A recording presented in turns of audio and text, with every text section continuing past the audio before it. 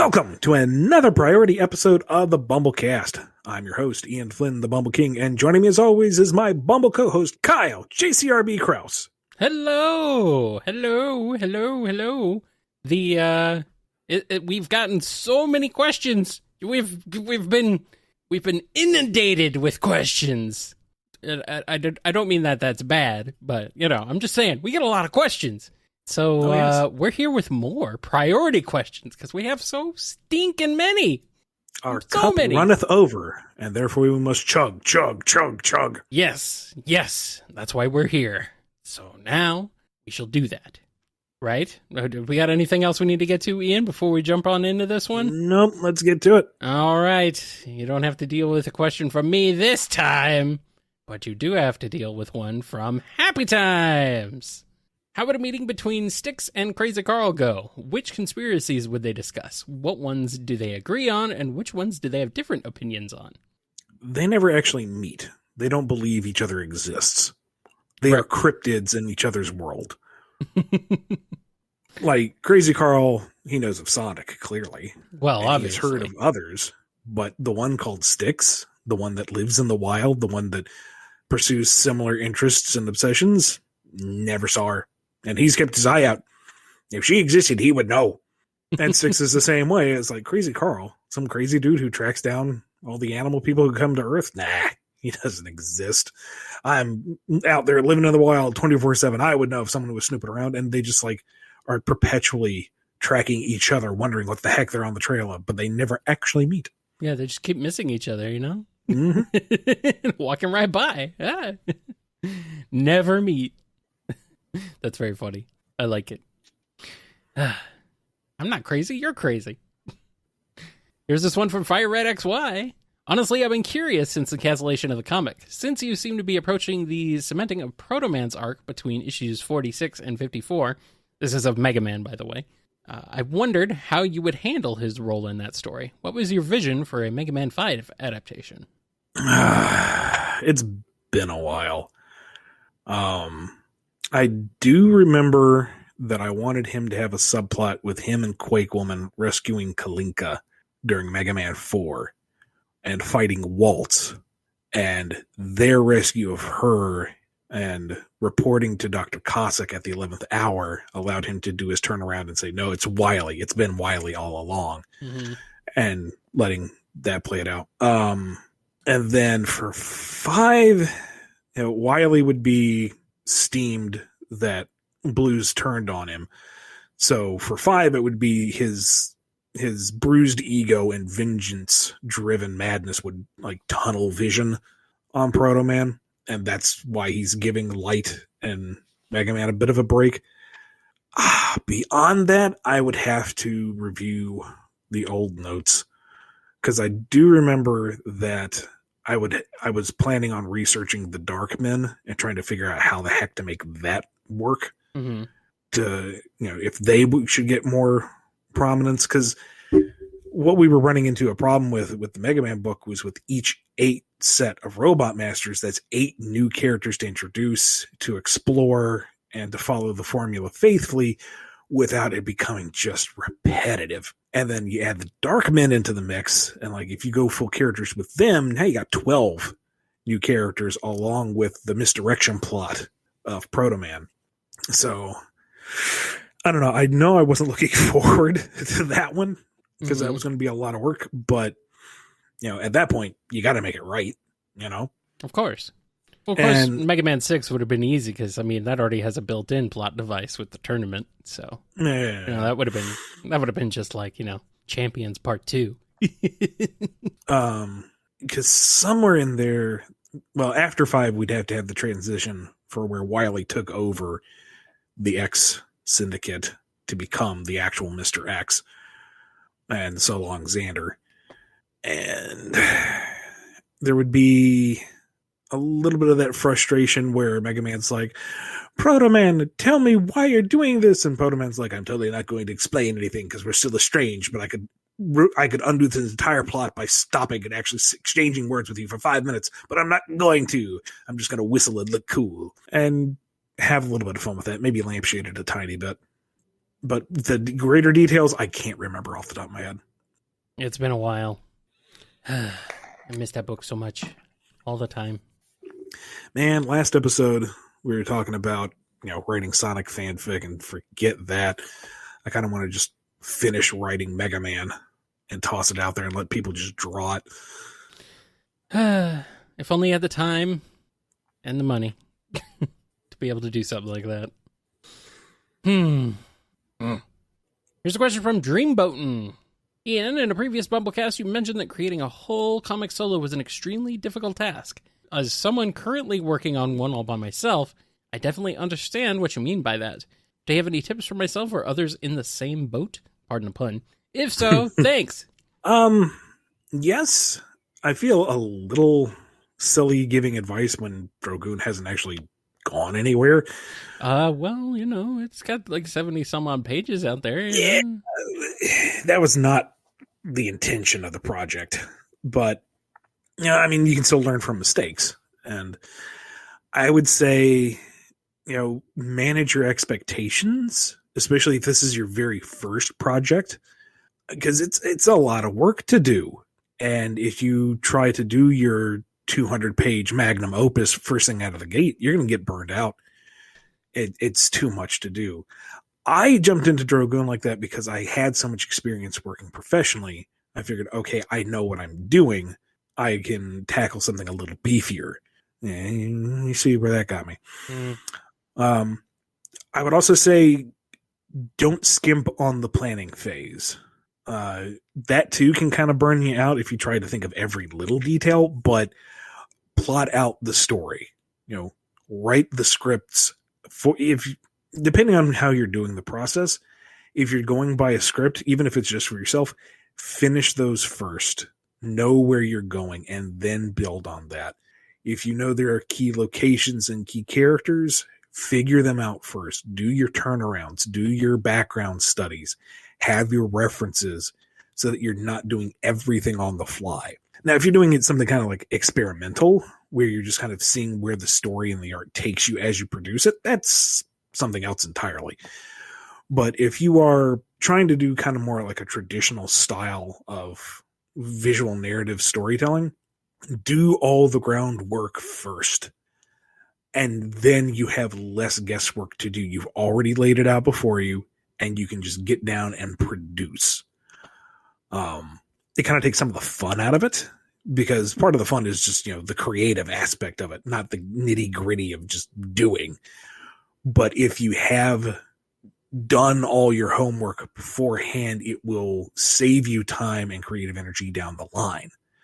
You might lose a little bit of the spark because there isn't that, first blush excitement, but it will help you produce the thing. And that's what's important, is you want it out there. You want to get it done. And if you are incorporating other folks' talents, make sure that if you're all coming into this pro bono, make sure that's understood and make sure everyone is cool with that and that you're respectful of everyone's time. And if you are paying folks to do this, budget for yourself. Make sure that you can afford their services in a timely manner so that you're not stuck there waiting for something to be done because you can't pay the person. Unless the artist that you're working with is cool with that. Like, they're cool with getting a page or two a week and they can fit it into their schedule and they like a little bit of grocery money. But that all comes down to communication with the team you're working with. If you're a solo act, well, I don't know, talk to yourself maybe. How much are you cool with this? Yeah, I'm cool with that. Well, I'm glad we're in agreement. Yes, we should really stop doing this. Yeah, we're getting funny looks. Well, I talk to myself all the time, so works out. So, manage your expectations. Do as much prep work as you can so you don't burn out trying to do everything all at once. Be clear and communicative with your team if you have a team, and don't stress over it. If this is your passion project that you're doing on your own time, some days you're not going to be able to do it. You came home from work, you cleaned what you need to clean, you're tired, you don't want to work on anything else. That's okay. Take a day off, recharge. Yeah, definitely. Always. All right. We're going to get into this question here from Finest Cacophony. Hey, Ian and Kevin. I'm curious. Are Team Dark based at Restoration HQ? They seem independent from the rest, and I was wondering what you'd think their home base was. My headcanon is Club Rouge from Sonic Battle. Thanks for reading my question. Have a good day. Well, thank you, Finest Cacophony. Like that name, by the way. Yes. So number one, Team Dark isn't a thing. It's a out-of-universe brand, apparently. They are not a unit. They are not even friends. They don't do mission things together unless the story has them doing it. And it's annoying. So, yeah, because and we don't like teams, it. Of all the teams, they make the most sense, you know. They're to be Team Dark. When it comes to teams, I think they're probably one of the best, just in the way they work off each other and their dynamics and everything. It's Chaotix aside, but Chaotix were always cool. Well, yeah. So Team Dark isn't a thing, so they don't have a base, and there you go. We don't like it. I don't. No, I don't either. Dang it. Well, here's one from Not Patrick Starr to make up for it. Maybe. We'll find out. I think it's about time we make Sylvain's canon. Also, I'm sick to my stomach that humans are coming back and Sonic characters are going to be slaves to them again. They never were? Yeah, I'm trying to remember when that happened. I mean, yeah, there were a few games where it was focused on the human settings, but they never really dominated the narrative. They never did anything. they were background elements, sure, but... as for Sylvain's, sure, if you can get the entire fandom to agree to that and convince Sega of that, sure, that's the direction we'll go. Have fun. Let them know that's what you want to see. We'll see what happens. Here's one from Sapphire Scarletta. This may be an obvious answer, but I'm curious to know if y'all might have a different take on it. But if Infinite had an anti-version, what would he be like? Name, personality, and all that jazz. I'd be named Finite for sure. And he would just be a very down-to-earth, chill, and humble individual. Yes. He does charity work. All he does is to be for the benefit of others. And he's quite good at it. Like, he actually does turn things around for a lot of people. And they're like, oh, you're so committed. Oh, you're doing such great work. And he's like, no, I'm nothing. I'm nobody special. Please just take this healthy donation that I got for you. I'll be happily sleeping under this rock over here because I don't really deserve anything better. All right, here's one from Nondul. I remember you answering a question long ago about the raw top 5 strength rankings of the Archie Sonic continuity, and I thought it was very interesting. Do you think you could answer that again with the current IDW cast, not accounting for martial arts prowess? Possibly beyond top 5, if it's possible? I mean, we're kind of going by game standard now, so, I mean, Big's at the top. That's just what it is. Under him, you've got kind of like a multi-tier tie between like Knuckles and Storm and Vector. A lot of the power types seem to be about on the same wavelength. I wonder if Zavok would fit in there somewhere. He might. I mean, he looks like a burly dude. He's a pretty beefy guy. Plus, he can change size, apparently. That's only with like special power influx. Well, you know. That's how it goes. In terms of raw strength, I mean, Sonic's got to get a running start. He's got to have that boost meter filled, but once he's moving, then he's pretty terrifying in terms of his power output. And then Mighty would be, I guess, technically somewhere under there because he's certainly very strong. He's like, let's see here, because he's able to bust through the same walls as Knuckles is. So no, I guess he's got to be up in that tier too. There's a lot of number 2s in that list. And surprisingly low on that list would have to be the Werehog. Because as ferocious and punch'ems as he is, think about how many hits it takes for him to take down a single egg fighter. And then think about how many Egg Fighters Sonic blasts through like bowling pins just by running. I mean, He's not used to throwing hands, you know. Quite literally. Yep. Amy's somewhere on that list by virtue of at least when she just freaking walloped Zero across the stage. It's like, where was that the rest of the game? Yes. I love the idea of Amy being just this absolute powerhouse. It's fantastic. Also Cream. Cream just being, I don't know. There's just something funny about how Cream has sort of become this, she's like gone headcanon wise of being like this just absolute freaking powerhouse. Yeah, but not to be pedantic. She's certainly got her skills, but the one who's doing the hits is Cheese. I mean, you know, they're a team. You know, they're a unit. They come together. You can't have one without the other. You can't have your Cream without your Cheese, buddy. I am not going to argue that. Yes, I didn't think you would. And let's see. A Vector. Is he kind of considered a strength? I get. Yeah, he was. He was a power he's type a in power Heroes. type. He's up there with Mighty and Knuckles and them. Okay. Yeah. Okay. That's what I thought. And then Omega's in there. So, yeah, they're all just kind of in there. Put them all in there.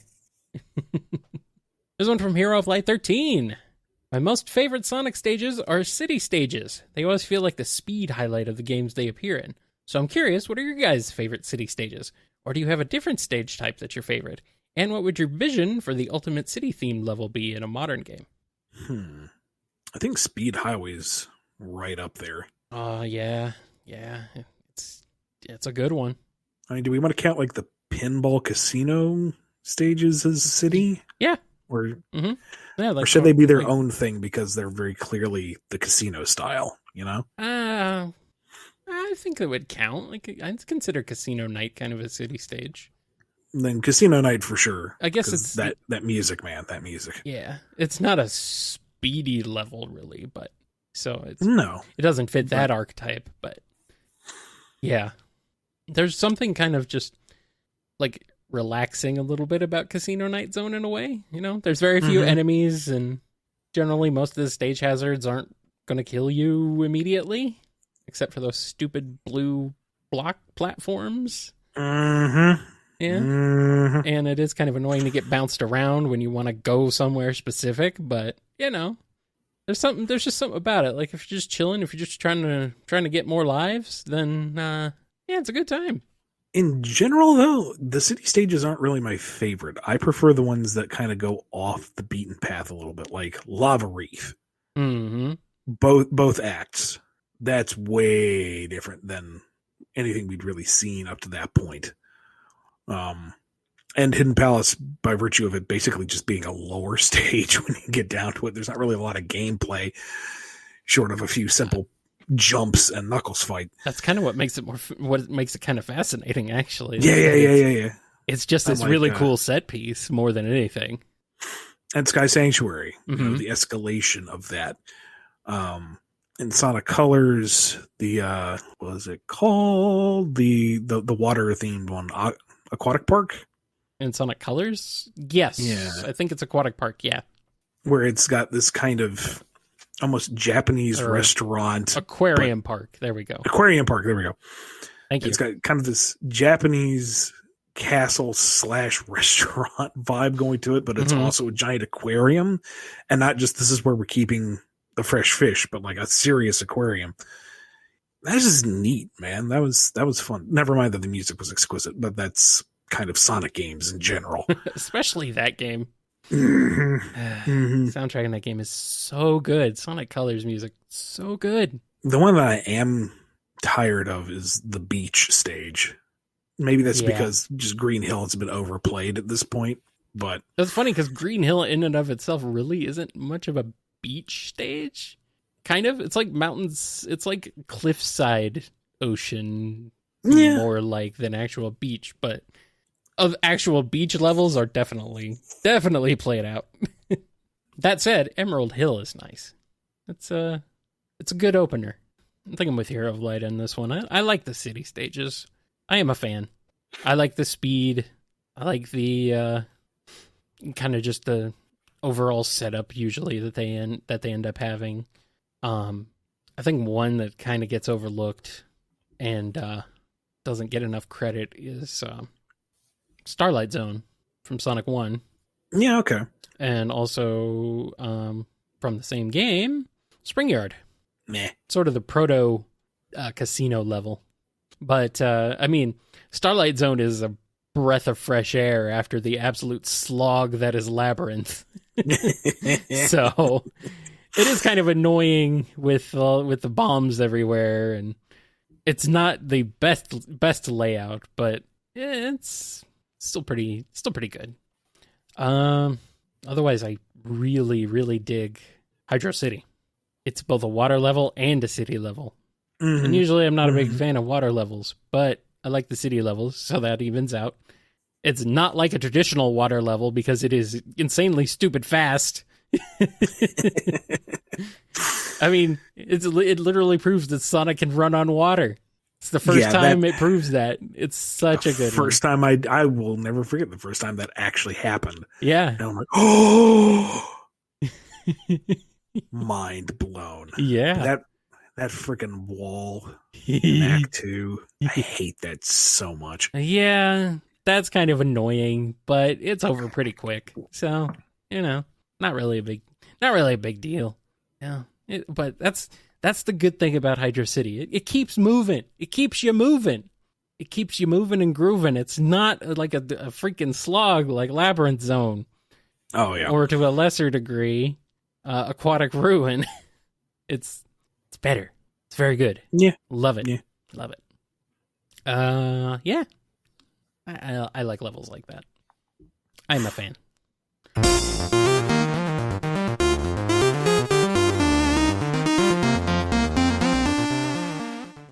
And we got a question here from Andrew D. What exactly was used for creating Surge and Kit each? In one of the panels, we see a silhouette of what I think is Neo Metal Sonic, as well as Sonic, Shadow, and the Power Cores, and Tails' fur. Do they each have all those somehow? And what of each exactly do they have? How was Neo Metal Sonic involved in that? And also, is he a silhouette because Sega no longer wants to reference him? I don't know about the silhouette, to be honest. I don't remember getting a note in that in the script, but that doesn't necessarily mean anything. He was there because Starline was able to take some of the biodata from the first story arc and use that as elements to encode Surge and Kit's abilities. Tails' fur was there for a DNA analysis on how someone can control multiple appendages in either together or independently. And the power cores were themselves a source of power to help overcharge these characters. So all of these elements were incorporated, some more than others. It's not like I have an exact alchemaic list of what went into who, but these were all elements that he used and were incorporated into bringing Surge and Kit onto par with Sonic and Tails. You mean you didn't actually come up with like the exact recipe?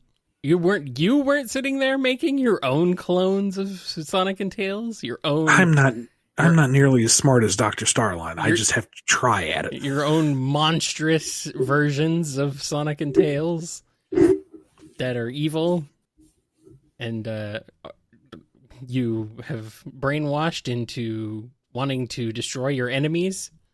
You didn't do that? You think I got that kind of time, man? I got deadlines. Fine. Here's a question from Archfighter. Hey, Ian and Kyle. For my first question, I was curious about Surge's lightning powers. I remember back when her concept art was revealed, there was a note that she cannot control lightning in the way Blaze can control fire. I was wondering if this was still true for her finalized version, and if so, to what extent can she use lightning? Yeah, in that she can generate her own voltage, but she can't control external stuff. Like, if there is an external dynamo that's going, she's not going to be able to redirect its power to zap somebody. If a storm rolls through, she's not going to be able to call down lightning bolts on anyone. It's her power is her own to generate. Whereas Blaze can create fire, she can snuff out fire, she can walk through fire. Fire is her plaything. I like it. Oh, here's one from Scurvy Pirate Hog. So, we know the Deadly Six love to fight, as Zavok even describes it as the glorious battleground. So, I want them to have a real challenge. How would a battle go between the Deadly Six and Scrooge McDuck? Oh, but it's not just simply Scrooge McDuck. I'm talking about Scrooge in his prime years. Scrooge, king of the Klondike. And Zavok has also just insulted Scrooge's mother. That's not a challenge. That's a bloodbath. Prep 6 headstones, because it ain't going to be pretty. It's going to be quick, but it ain't going to be pretty. Yeah. Deadly Six. Oh, they'll be dead, all right. Yeah, like, it's not even a contest. No. Nope. Canes to the head, all of them. Wait, he didn't have a cane then. Never mind, this is pre-cane. Yeah, never mind. He's got full lumbar support. They don't stand a chance. Oh, yeah. Oh boy. Yeah. This is so one-sided, it's not even funny, dude. Wow. Yeah, like if we're talking old man McDuck, maybe they might get a couple licks in, but King of the Klondike with that kind of scorned rage? No, sir. Not even a contest. Not even funny. Just oof. Scrooge McDuck you up. Yeah, he will. He will. Truly. All right. So, very recently we had a new person join the Patreon, and they asked 2 questions. And I actually missed that they asked these questions a couple weeks ago. So I'm going to get both of those questions so we're caught up with them. Alrighty. They both come to us from Jolene B. Ian, you've been writing for Sonic for over 15 years at this point, and it sounds like it hasn't always been easy. Between legal disasters, lack of communication from Sega, and of course fans being, quote-unquote, fans. Have you ever felt at risk of losing your passion for the franchise or your creative work? If so, how did you get past it? I would definitely say that I look on Sonic in general now much differently than when I started.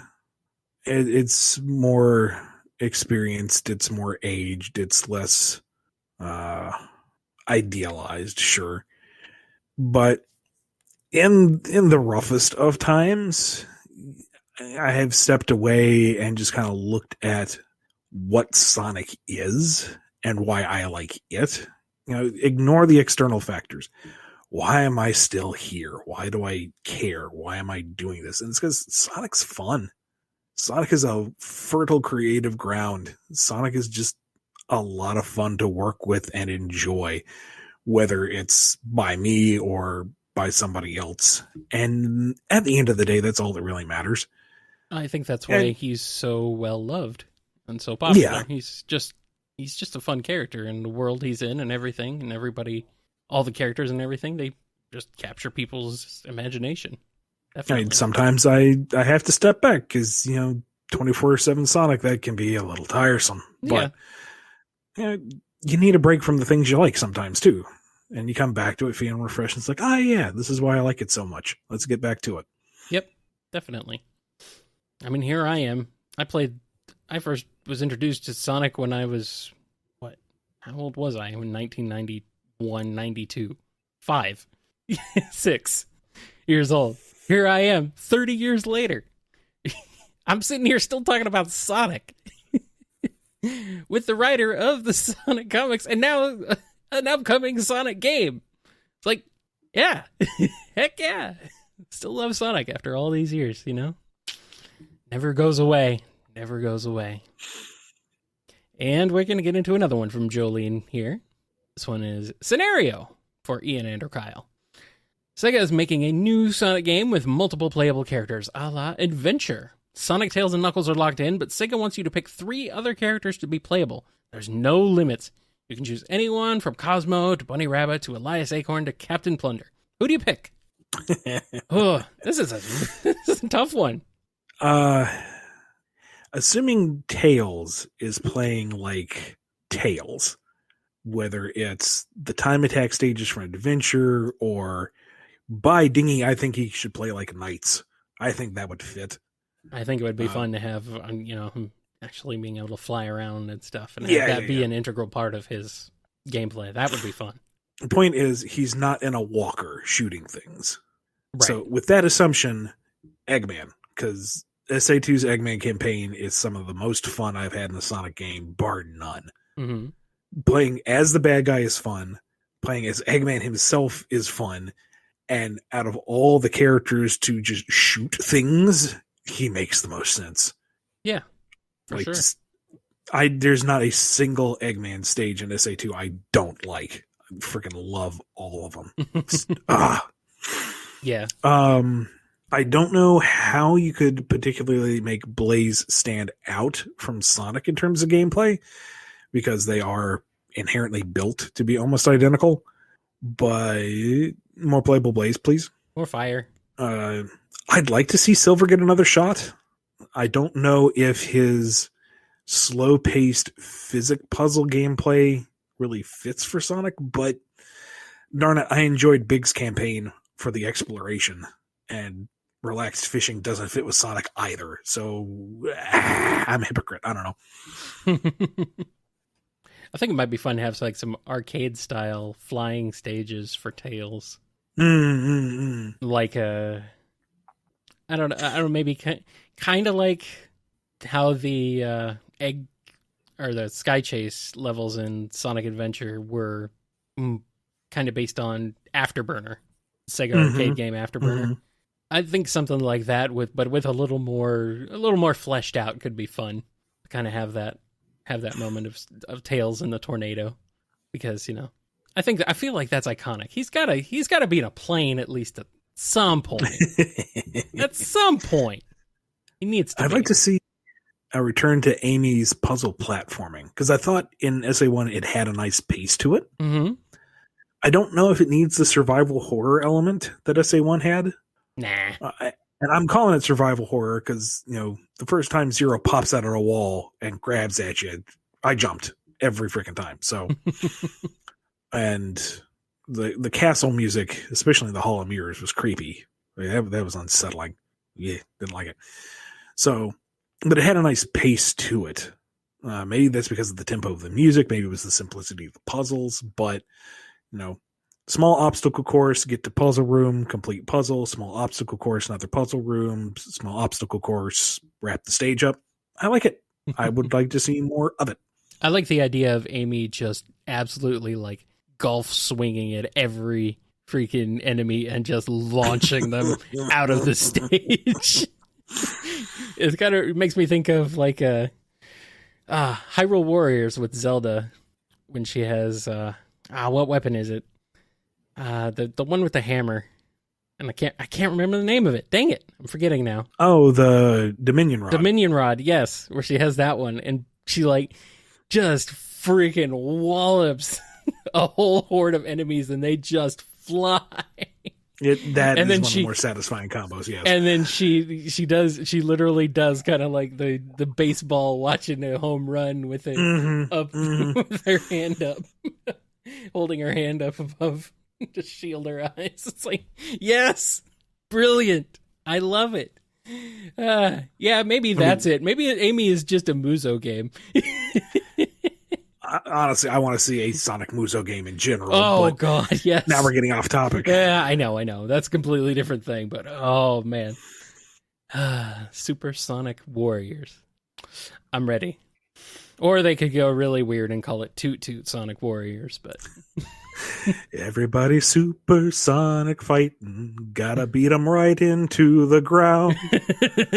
You're supersonic fighting, there's no time to mess around. So many egg pawns everywhere. When you're supersonic fighting, gonna beat them past the point of no return. When you're supersonic fighting, those fools are gonna learn. turn. Everybody. Okay, I'm going to do the whole song this way. Stop. Next question. Is this the Heavy Crush 40 version? Yes. Oh my God, dude. Yes. Very nice. Very nice. Man, Sonic R soundtrack, so freaking good, you know? Shame about the composer. He's kind of a jerk. The singer is a lovely lady, though. She's very nice. Here's a question from my arch nemesis, Professor Rye. I don't know where this is coming from. It's just the thing now. When did this happen? It's just a thing now. It happened before, and it's happening again. Okay. We will fight. We will duel. I don't know. It's just, just a weird thing. Our Discord is weird. Patreon.com/BumbleKast if you want to join, or Ko-fi.com/BumbleKast. Yeah, donating there will also get you access. Here's one from Professor Rye. Could the Sonic create a Could the Sonic create a chili dog so big that even he himself could not finish it?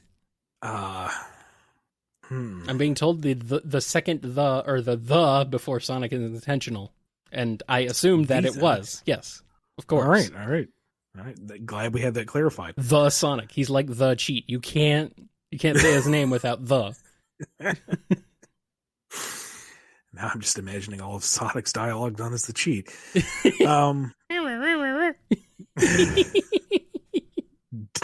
Don't tempt me, Frodo.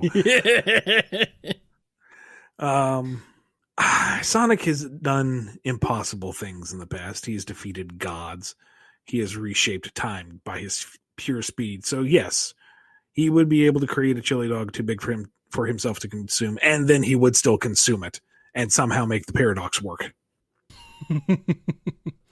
If there's anything Sonic is good at, it's paradoxes and breaking them, and also eating chili dogs. And we got another one from the weirdness of our Discord. This one comes to us courtesy of Ant Tales. Hey Ian, Kyle made the passionate argument on your Discord server that Sonic the Hedgehog is a bottom. Based on your encyclopedic knowledge of the character, would you agree with your colleague's assessment? And more importantly, when will you be announcing his quote-unquote retirement from the BumbleKast? I'm ready. We're going after dark again, buddies. Here we go. You remember the tightrope analogy I mentioned last episode? Am I walking on thin ice? Is this what you're meaning? I'm just saying. Am I on thin ice? I'm just going to say I can see where you're coming from and leave it at that. This is the fast and loose, you know? He really is. You said it. You said it, buddy. I'm so glad we have these things recorded and put out publicly so that they can be used to haunt me for the rest of my days. Hey, you're the one who came to me with the idea to do this show. Yeah, I did. Yeah. And I'm glad you did, because now this is out there. We have one more question. We're almost done. All right. What is it? They're asking me a question. They are. This one comes from Scruffy Matt. He says, "Good news, Kyle. You've been visited by the trickster god John Gray, and now you're the lead writer for the IDW Sonic comics. Quick, tell us what we can expect to see happen next after issue number 50. Wrong answers only." I'm going to steal one from the last Monday's episode and say, after being soundly defeated by Sonic and Company, Starline retreats back and gets a job at McDonald's. And we kind of follow him for a little bit, just a little bit, you know, maybe like one or two arcs. I mean, it's like seasons, you know, like years. So we'll follow Starline for a few more years, and we'll we'll see how he progresses going through various menial jobs, trying to make a living for himself after getting routinely destroyed and just absolutely decimated. And he's also trying to like take care of Surge and Kit, who just keep getting out of hand. He just can't handle him, but he's trying. He's doing his best. And I think that'll be good. I think people will go for that. I think they'll really enjoy another couple years of heavy Starline focus. And actually, I really want to even move beyond Sonic, because I feel like Sonic, we don't really need him anymore. He's not really a necessary character, you know? He just doesn't have the same marketability that he used to. I think it's all about Starline now. So I think I'm going to rename the book to Starline, the Platypus. That's what I'll call it. And that's what it'll be all about. And Eggman will still be there, but he'll be completely incompetent and useless. I'll just kind of like... I think what I might do is like do an alternate reality switch where we bring in Boom Eggman, and then Starline really hates it, and that would be fun. So you can look forward to another 50 issues of that or so, I think. What do you think, Ian? You think that would be good? I think we've reached the end of this episode, but before we go, we're going to give a big thank you to all the folks who make it possible. Thank you to Daniel H., Alex P., James K., John B., Jennifer R., Robotnik Holmes, Samuel P., Sam Cybercat, Mike B., Coupling Crew 128, DK, Diz Din, Dave M., Andrew D., Off, Salute Your Cat, Jay Frost, Scruffy Matt, Chris A., Sony, Hero of Light 13, John M., Noni, Ryan D., Jib, Don B., Yami M., Lee HK, Lisa M., Chevelle, Blue Title Gamer, Fiona M., Ben W., Dick Dick, Final Neil, Xanderoni the Painter, Jonathan D., Fire Red XY, Nemric, Solar Stain, Dadler the Dalek, Godzilla, Chaos Universe, Sonic Legacy, Daniel B., Pedanti Cat, The Name is X, Dove, Red the Supernamic, Axis, Pen Dolce, Quaggle Gaggle, Chad, Ava Arctic, Jennifer H., Scurvy Pirate Hog, Les, Professor Rye, Preston M., Cameron H., Sapphire Scarletta, Alphamont, or Yukon, Noah S., Chase L., Red W., Corjiro Highwind, Joey the Sonic Fan, Awesome Cakester, Kimiko, Radry, Callum Q, Just a Mountain Soul, John the Real Waluigi, OMBD, Alex 120, Ty H, Maddie H, In Zephyr, KJB, T Ranger, Crooker, and Tails, Dreamboatin, Mox, Lewis J, Derucible, Chaos Voltage, 4 Sonic Fan, Finest Cacophony, Techno Cinema, The Marble Gardener, Arc Fighter, Goosey Tentai, Agent Kaz, Lacey M, Unlikely Veronica, Michael P, Spiral Warrior, Nondol, Rhythm Raccoon is the Cartoonist, Chaos Sonic 1, and Not Patrick Starr.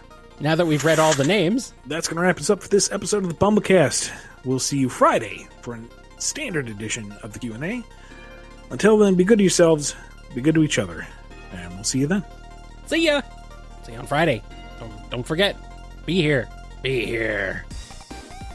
I'm just doing what some people think you are actually doing. Oh, I figured, yeah. So,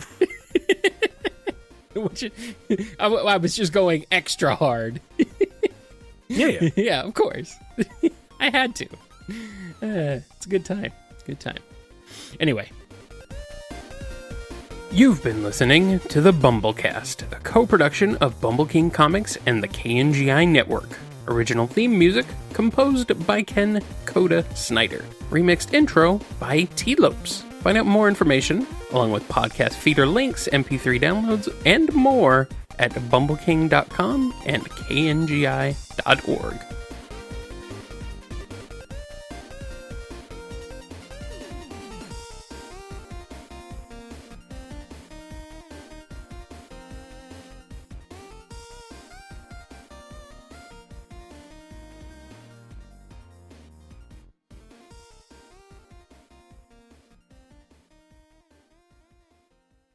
Sorry, the just talk of Monty Python. Might be some and others. I brought up the stage show, and now I've got one of my favorite numbers in it. It's Arthur depressed that he isn't going to complete the challenge of the show, and he's standing there next to Patsy, the squire who makes all the horse noises. And he just looks, and the lights are dim and the sad music starts, and he's singing, I'm all alone, all by myself. There is no one here beside me, as Patsy looks at him with increasing distress. Aww. And partway through the song, the male chorus steps out to sing with him. He is all alone, I'm all alone, except for us. Yep. It's a great show. If you can get the soundtrack, oh my God. Very nice. Very nice. It's fairly faithful to the show and takes the liberties where it needs to. Good. God, it's funny. The result of them going off script for the Broadway show was in Act 2, they realized they had added the Lady of the Lake as a character. And they realized as they were making the stage show version, they forgot her by the second act. Uh-oh. So she's got a number where she just walks out alone on stage and goes, whatever happened to my part? And she has this big diva number about being written out of the show.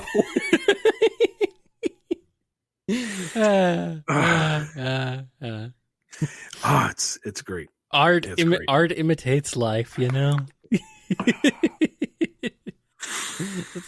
That's great. That's the fun self-referential humor we love around here.